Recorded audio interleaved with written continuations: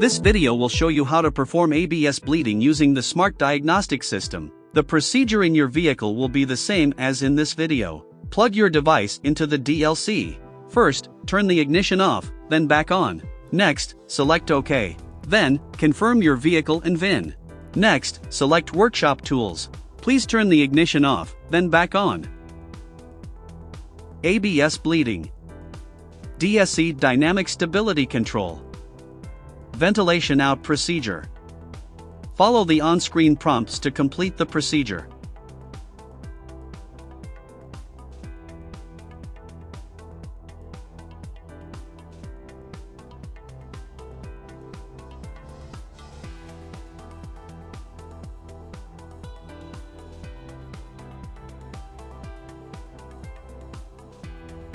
Finished.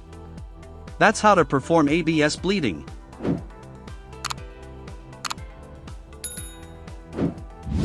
For more information, please visit us at Innova.com.